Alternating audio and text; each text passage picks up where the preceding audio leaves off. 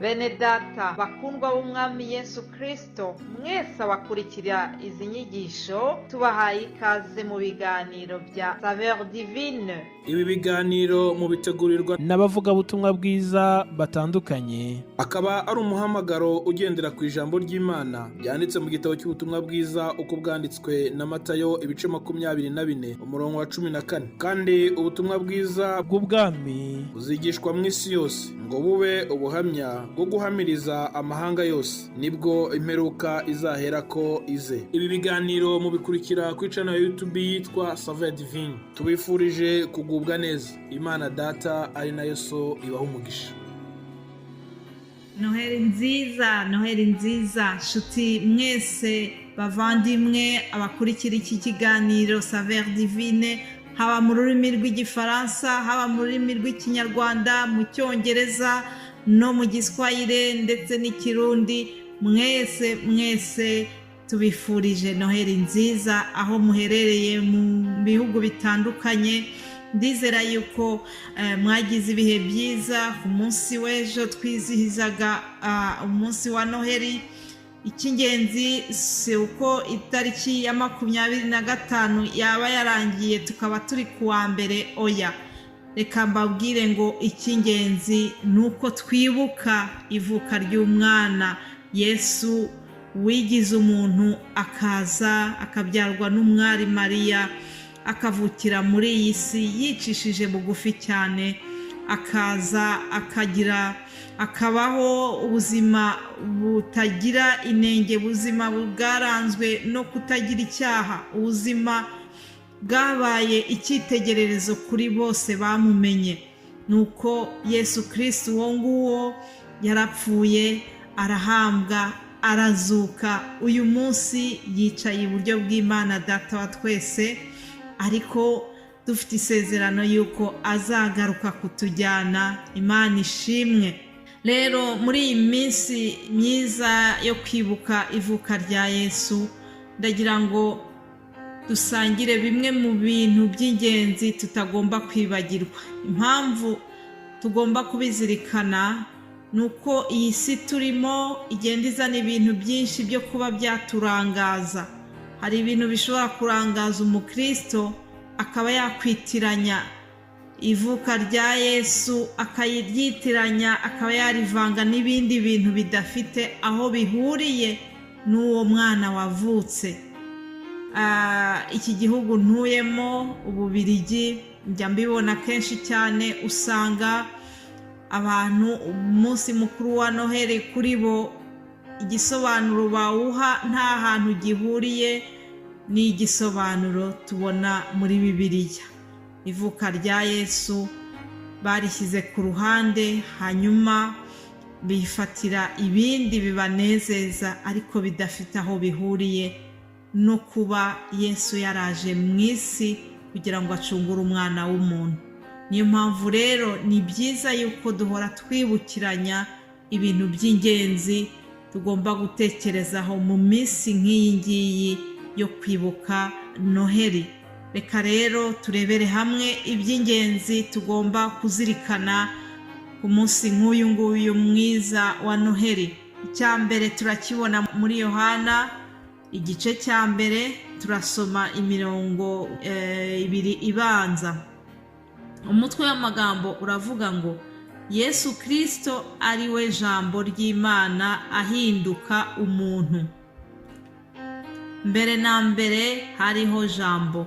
Jambo uwo yahoranye n'Imana, kandi jambo yari Imana. Uwo yahoranye n'Imana mbere na mbere. Ibintu byose niwe wabiremye, ndetse mu byaremwe byose nta na kimwe kitaremwe nawe. Haleluya. Mbese mwabyumvise? Iri jambo riratubwiye yuko mbese Yesu yahozeho kuva na kera, mbere na mbere yahozeho, yari ijambo. Ndagira ngo twibukiranye yuko Imana umuremyi w'isi n'ijuru, ibiri mu isi byose yabiremesheje ijambo ryayo. Rero Yesu niwe jambo, uyu niwe jambo waremye ibintu byose, nk'uko uyu murongo wa 3 ubitwibukije ngo ibintu byose niwe wabiremye, ndetse mu byaremwe byose nta na kimwe kitaremwe nawe. Haleluya. Ikindi tutagomba kwibagirwa ni icyo tubona ku uyu murongo wa 10 w'igice cya mbere cya Yohana, aho batubwira ngo yaje mu bye ariko abe ntibamwemera. Icyakora abamwemeye bose bakizera izina rye, yabahaye ubushobozi bwo kuba abana b'Imana. Haleluya.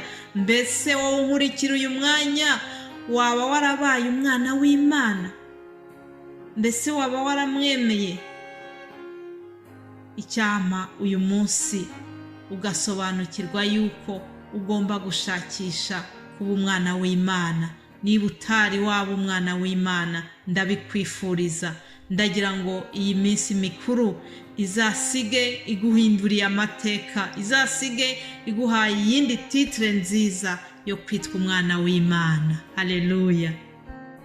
Hanyuma muri iyi minsi ya Noheli, ikindi kintu gikunze kuboneka cyane ni urumuri. Abantu usanga bashyizeho za decoration, imitako y'ubwoko bwose ku mazu, ariko ndagira ngo mbabwire ngo urumuri nyarwo n'urwo Yesu Kristo yatuzaniye.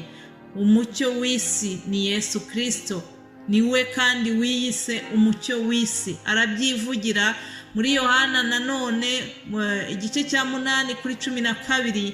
Umva Yesu uko yivuze, ikivugo yihaye, aravuga ngo ninjye mucyo w'isi, unkurikira ntazagenda mu mwijima na hato, ahubwo azaba afite umucyo w'ubugingo. Haleluya. Uwakurikiye Yesu ntabwo agenda mu mwijima, ahubwo aba afite umucyo w'ubugingo. Ndabifuriza kugira ngo muri iyi minsi ya Noheli, muri iyi minsi yo kurangiza umwaka, tuzirikane yuko Yesu ari we mucyo w'isi, kandi ko Yesu ari we mucyo w'ubugingo bwacu. Reka dushakishe gukurikira Yesu kugira ngo tudakomeza kugenda mu mwijima w'iyi si, ahubwo dushakishe umucyo w'ubugingo ari we Yesu Kristo, umwana w'Imana.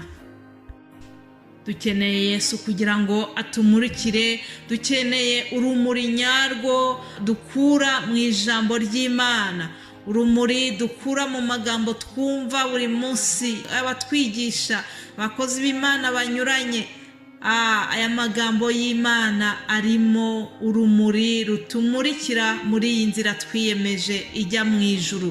Icyampa ugakurikira iryo jambo, ugasobanukirwa iryo jambo, ukanyurwa naryo, kandi umwuka wera agakomeza kugusobanurira, umwuka wera akagutera inyota yo gushakisha urumuri nyarwo ruturutse mu ijambo ry'Imana. Haleluya.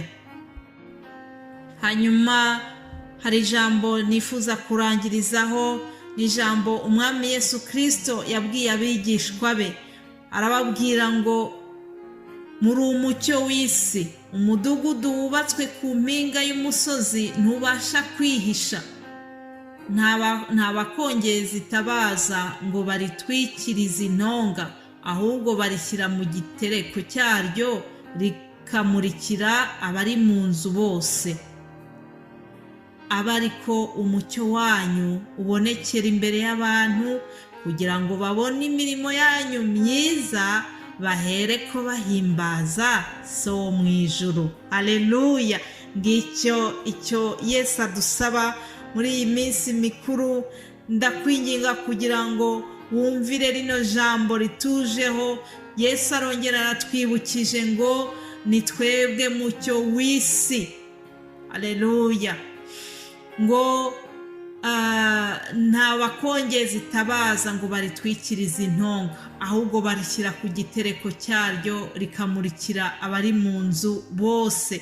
Nshuti yanjye, wowe unyumva, mwene data ukurikira ibi biganiro, Yesu araduhamagarira ikintu gikomeye muri iyi minsi ya Noheli. Aratubwira ngo nitube umucyo w'isi. reka ube umucyo w'isi aho utuye, mu nzu yawe, muri bene data mukorana umurimo. Reka ube umucyo w'isi mu kazi aho ukora, mu ishuri wigamo. Ndakwinginga kugira ngo nukuri ube umucyo w'isi aho unyuze hose, mu byo ukora byose, maze ngo abantu nibareba imirimo yawe, imirimo myiza, ngo bahere ko bahimbaze so wo mu ijuru. Haleluya. Ngicyo icyo tugomba guharanira muri iyi minsi ya Noheli. Reka tube umucyo w'isi, reka abantu barebe imibereho yacu, maze bifuze gusa natwe, maze bifuze gukurikira Yesu biturutse kuko twabaye umucyo w'isi. Nukuri nibyo mbifuriza, kandi ndizera yuko muzakomeza kugira ibihe byiza birangiza umwaka.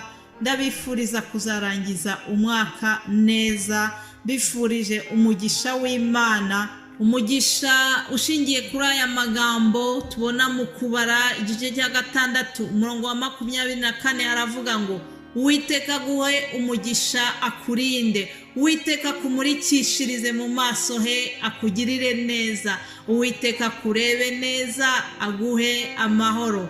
Haleluya. Uwiteka aguha amahoro mu izina rya Yesu Kristo. Amen.